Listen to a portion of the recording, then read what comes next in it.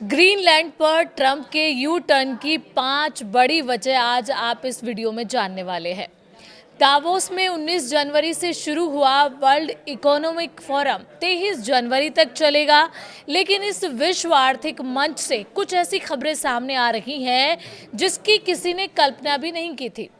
और उन खबरों में सबसे पहली है ग्रीनलैंड को लेकर डोनाल्ड ट्रंप का रुख। पहले ट्रंप भले ही विमान में तकनीकी खराबी के चलते वापस लौट आए थे, लेकिन बाद में वो फिर दूसरे विमान के साथ स्विट्जरलैंड में आयोजित वर्ल्ड इकोनॉमिक फोरम की सालाना बैठक में हिस्सा लेने पहुंचे और करीब 75 मिनट तक भाषण भी दिया, लेकिन उनकी भाषा पूरी तरह बदल चुकी थी। 21 जनवरी को दावोस के वर्ल्ड इकोनॉमिक फोरम में उन्होंने ऐलान किया कि वो ग्रीनलैंड पर कब्जा करेंगे, लेकिन ताकत से नहीं। उनके भाषण के बाद माना जा रहा है कि ट्रंप अब ग्रीनलैंड को हासिल करने के लिए मिलिट्री एक्शन या ताकत का इस्तेमाल नहीं करेंगे। डोनाल्ड ट्रंप के बदले रुख के पीछे जानकार कई वजह मान रहे हैं, और उसमें पहली है वर्ल्ड ऑर्डर में अमेरिका की लीडरशिप को खतरा। ट्रंप के भाषण से पहले दावोस में जुटे कई दिग्गजों ने अमेरिका को खुले शब्दों में अपने दिल की बात कही थी।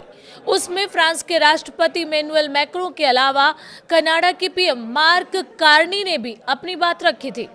मार्क कार्नी का कहना था कि अमेरिका का वर्चस्व था, लेकिन अब ये व्यवस्था टिकने वाली नहीं है। अमेरिका की गुटबंदी से बाकी देश और ज्यादा गरीब और कमजोर हो जाएंगे। ऐसे में उन्होंने कम ताकतवर देशों को अपने जैसी सोच वाले पार्टनर के साथ गठबंधन करने की सलाह दी थी। ऐसा माना जा रहा है कि दुनिया के 80 देशों में 750 से ज्यादा मिलिट्री बेस रखने वाले अमेरिका को अपने दबदबा कम होने का खतरा सताने लगा है। अमेरिका को लगता है कि रूस या चीन उसकी जगह ले सकते हैं। दरअसल चीन और रूस को अपनी ग्लोबल पोजीशन मजबूत करने का मौका मिल रहा है। ये देश नए अलायंस और नए ग्लोबल ऑर्डर बनाने की कोशिश कर रहे हैं। दुनिया एक ऐसे सिस्टम की तरफ बढ़ रही है जहां अमेरिका का ग्लोबल ऑर्डर ना हो और देश अपना हित देख सके। हाल ही में आई पेंटागन की रिपोर्ट में चीन और अमेरिका की नेशनल सिक्योरिटीज स्ट्रेटेजी 2025 में रूस को खतरा बताते हुए उन पर नजर रखने की बात कही गई है। और दूसरी वजह है दुनिया भर में एंटी ट्रंप माहौल की लामबंदी। ट्रंप के रवैये से नाटो और यूरोपीय यूनियन के देश नाराज हैं। वो इसे दबाव और ब्लैकमेल की राजनीति बता रहे हैं। अमेरिका और पश्चिमी देशों का गठबंधन यानी वेस्टर्न अलायंस भी कमजोर हो रहा है। 21 जनवरी को ट्रंप के भाषण के बाद यूरोपीय संसद ने यूरोपीय यूनियन अमेरिका ट्रेड डील का काम रोक दिया है, क्योंकि ट्रंप ने अपने भाषण के दौरान कई बार ग्रीनलैंड को लेकर कमेंट किया। एक दिन पहले दावोस में ही फ्रांस के राष्ट्रपति इमैनुअल मैक्रों ने कहा था कि नए टैरिफ लगाए जा रहे हैं। ये बात बिल्कुल मंजूर नहीं की जा सकती, खासकर तब जब इन टैरिफ का इस्तेमाल किसी देश की जमीन और संप्रभुता पर दबाव बनाने के लिए किया जाए। ट्रंप की ग्रीनलैंड कब्जाने की जिद ने दुनिया भर में एंटी ट्रंप सेंटीमेंट को बढ़ावा दिया है। अब ये सिर्फ ग्रीनलैंड या डेनमार्क का मुद्दा नहीं रहा, बल्कि ट्रंप की अमेरिका फर्स्ट की पॉलिसी को साम्राज्यवाद की तरह देखा जा रहा है। और तीसरी वजह है नाटो और यूएन के नियम के खिलाफ ग्रीनलैंड और डेनमार्क का हिस्सा है। डेनमार्क नाटो में शामिल यूरोपीय देशों में से एक है।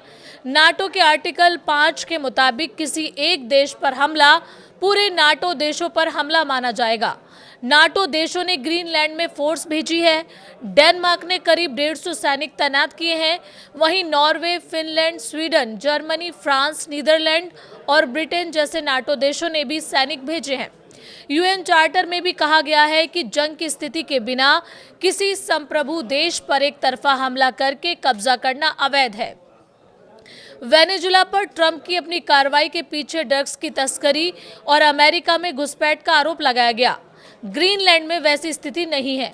हालांकि ट्रंप कई बार कह चुके हैं कि ग्रीनलैंड पर रूस या चीन कब्जा कर सकते हैं, जो अमेरिका की नेशनल सिक्योरिटी के लिए खतरा है।